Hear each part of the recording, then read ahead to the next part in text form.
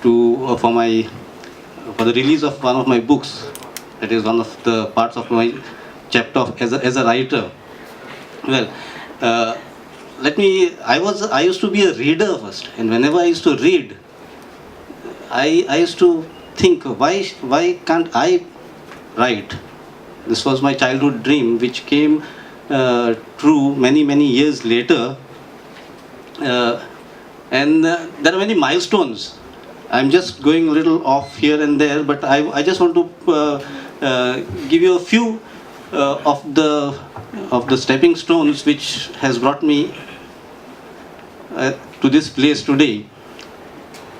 The first is that, like apart from having inspiring parents and my close relatives, my uncles, my brothers, sisters, cousins, uh, neighbors, I one day I saw. I wanted this. I joined JCs in the year 1993, and that also set me on a different path of a different level altogether. That it put something in my mind that you have to leave a mark on this earth. We are just traveling over here, and I said this is one of the best ways to leave a mark. So when Praveen was there in JCs with me, I was editing the JCs magazine, Leap, JC's Bulletin Leap, and I had written a small editorial which I sent to the Navin Times. And on that basis, Victor Rangel Ribeiro, who was conducting a workshop in writing, he invited me to. In fact, my name was not featuring in the list, but he called me the previous day and said he did not know me. I did not know him. It was just on the phone. He called me the previous night and said, "I like the piece what you have written. Please come for the workshop and attend." And I was more than happy. And I sat through the entire workshop, listening aptly, and like a small schoolboy confused at the end of it, I walked to Mr. Victor Rangel and I said, "Mr. Rangel, how do I become a writer?" You can imagine, like after going to the entire day's session, I go like a small boy and ask him, "How do I become a writer?" And I still remember Victor. He, very, lovingly and very sternly, he pointed a finger to me and he said, "Go home and start writing today," he said. These are his words. Go, and that is exactly what I did. I went home and I started writing. There were many things in my mind. I started writing, and I finished writing my first novel, that is Altodi and Poltodi. But believe me, when I wrote this novel, I did not have any idea as to what I was going to do with it. I did not have any idea about publishing. I did not know any of the writers, anybody in the field of writing, publishing, nothing. And it was just a line. One day, a friend of mine, late Andrew Greno Villegas, he told me that the Delgado and Cosma Fernandez, he told me that Delgado Company Academy was having a meeting. And I did not know anybody, and I went there for the meeting, and I got a lot of support from Mr. Tomazin was there, and a lot of Father Freddy was there that time. And I was surprised that, like, I told them that I'm writing. I did not know whatever I written was good or bad. But then the support which I got from all the elders was very encouraging, and that pushed me forward as a writer. In my childhood also, I remember a few names which I want to mention. One of them is Father Nascimento Mascarenhas. As a child, when I was a small child, he encouraged me a lot. I remember late S.K. Menon, the ex-editor of Navin Times.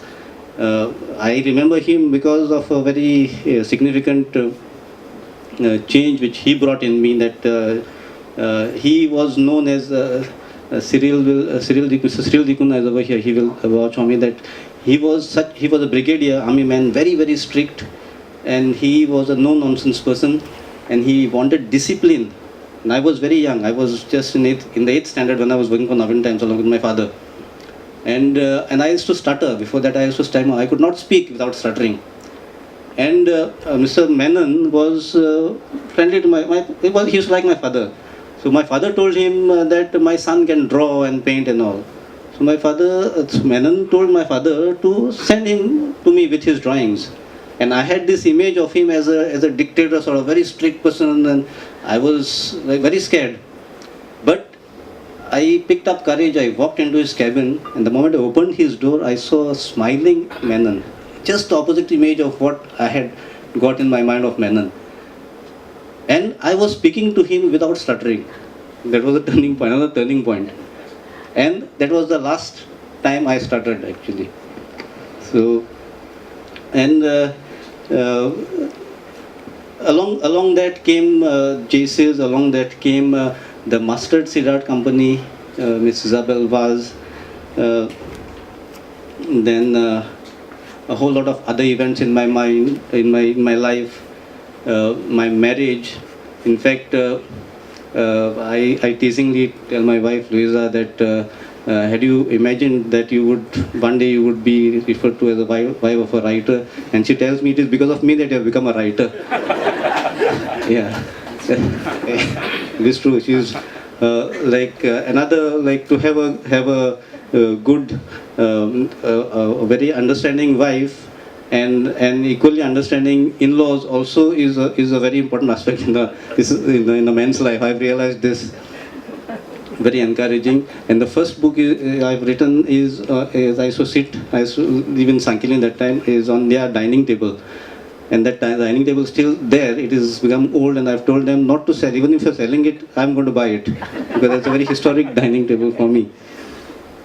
Well, that is my sort of an overview of my journey as a writer. Now, since this is my first book in English, the previous 6 books are in Konkani. It is not that I'm switching over from Konkani to English. I've been writing simultaneously in English and in Konkani. And this is a collection of my works of the last 3 or 4 years, maybe even more. But I will continue writing in Konkani. In fact, my next novel is ready already. It might come out next year. That is in Konkani. It is based on a theatre, in fact, and a very old theatre by João Agustin Fernandes. And along with this, especially let me make another mention that when I started writing in Konkani, I got so much of encouragement from all spheres. Bhai Mauzo is over here. We've traveled together to Delhi. Like, being with them also was like it's such a learning and refreshing sort of an experience. I remember we were sitting together. We were traveling from Delhi to Goa, Bhai and me, and the whole journey we talked, and it was so inspiring. I still remember so many things what he has told me, the small tips and what goes into writing.